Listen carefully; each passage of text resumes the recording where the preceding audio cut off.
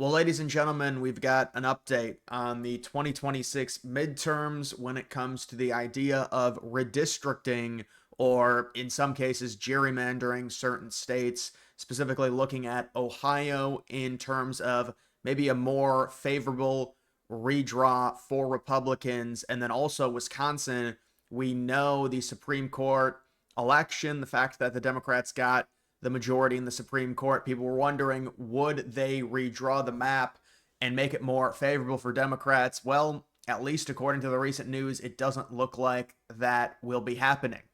You can see right now, this is the betting update. Right now, Democrats are around a 75% chance to win the House. I would say it's 50-50 at this point, especially considering we don't know a lot of the actual candidates. Many of these primaries haven't happened. And so it's just too early. Republicans have a slim House majority. They've got 220 seats. Dems have 215. And so right now, I would say, yes, traditionally, if the Republicans win the White House, the next midterm year normally goes to the opposing party, and the House would be kind of ripe for the picking considering how close it is.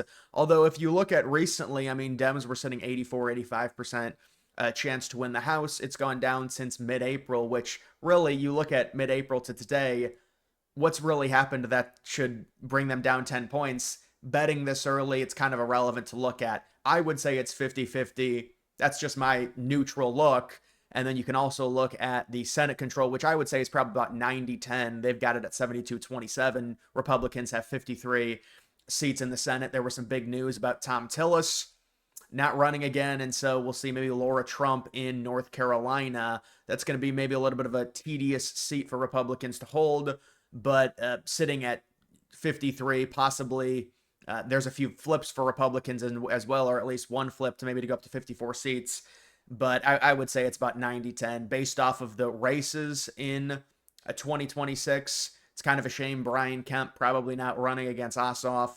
That would be another potential pickup for Republicans in Georgia. Very likely it's not happening if Kemp doesn't run, though, with Ossoff being the incumbent.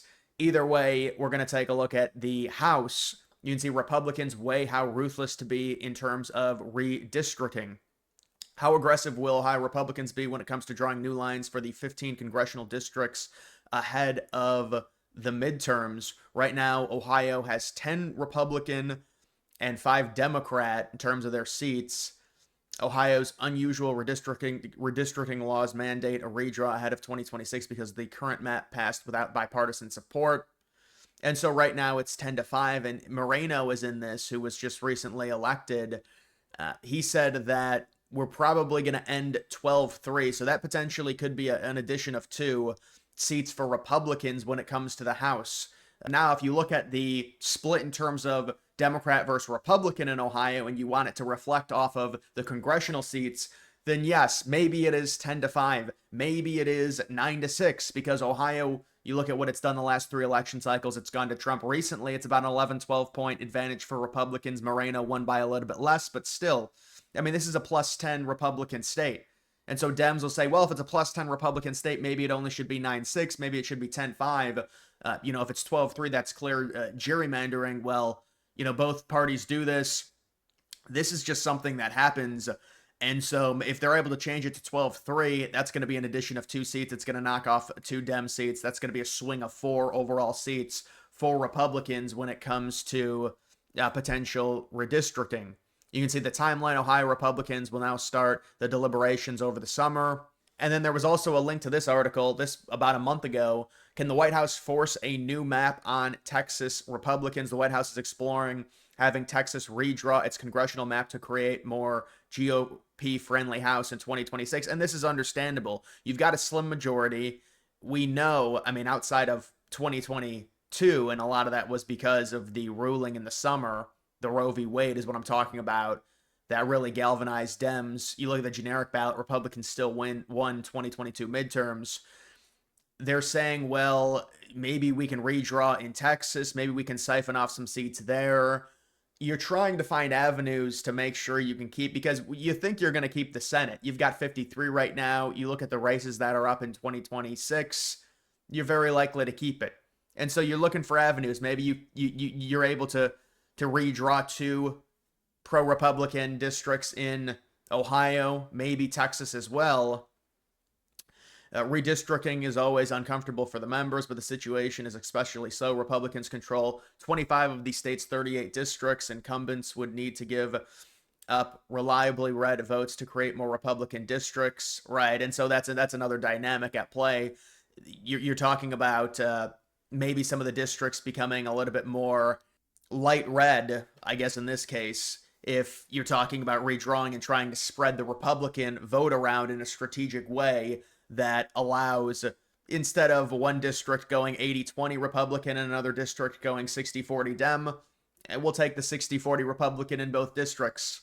And there's going to be some pushback, in you're talking about people in the 80-20 Republican district pushing back against that. So we'll see if they end up doing something in Texas. It says it's hard to imagine the congressional leaders telling Trump no. So Trump is really adamant about changing this, and in the GOP, they want to keep control, even if it is a slim majority, to redistrict here and possibly add a few more. Democrats need to pick up only a few seats to flip the House. This redraw, along with another in Ohio, could stymie the Democrats' path to a majority. Then you've also got this, unpacking the Wisconsin Supreme Court's rejection of congressional redistricting lawsuits. The court's liberal majority denied 2 lawsuits without explanation, leaving court watchers and political analysts to wonder why and what comes next. They didn't give an explanation when it rejected 2 lawsuits seeking to redraw the state's 8 congressional districts this week. And liberals especially, are very angry. The 2 lawsuits were filed in May. There's a shocker, about a month after the liberals retained their majority in the court in the election of Susan Crawford. Both legal challenges claimed the current congressional map in Wisconsin gave an unfair advantage to Republicans, who hold 6 of the 8 U.S. House seats. I mean, and certainly when you look at Wisconsin, this is just based off of liberals sequestered in major cities in Wisconsin. And so that's kind of how the maps are drawn. There's a lot of rural area that is completely conservative in Wisconsin. Wisconsin, by and large, is considered around 50-50 swing state, although Trump did win it this past election.